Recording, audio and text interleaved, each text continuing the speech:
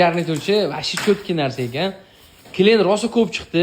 Bitta minusiga sota olmayapmiz. Hozir minusini ko'rsataman. Kravat boshlarini ko'ryapsizlar? Razmer kattaligiga sota olmayapmiz. Imini buni yoqtirayotgan klientlarimiz uyi spalniz, ya'ni kichkinalik qilyapti-da. Mana shu devordan kravatni bosh tarafi orasiga 40 sm joy kerak ekan. Eniga 270 da bu. Tumbuchkadan tashqari. Tumbuchkani qo'shsangiz u uzun bo'lib ketyapti. O'sha uchun ko'p klientim ko'rib, razmer to'g'ri kela olmayotganini olisha olmayapti.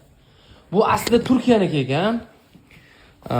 O'zimizning podpischilarning ichida yaxshi yo'lchi bolalar bor. Okay, bu Turkiyaning mahsuloti, bu Xitoyniki emas. Lekin klient menga Xitoy dedi desam, yo'q, okay, bu eksklyuziv, neo klassika Xitoyniki emas, Turkiyaniki. Okay, so'ragan odamga Turkiyada o'ring dedilar. O'sha uchun buni narxi $1650 chiqaruvdi-ku, buni arzon qo'yib yubordim. $1400 qo'yib yubordim.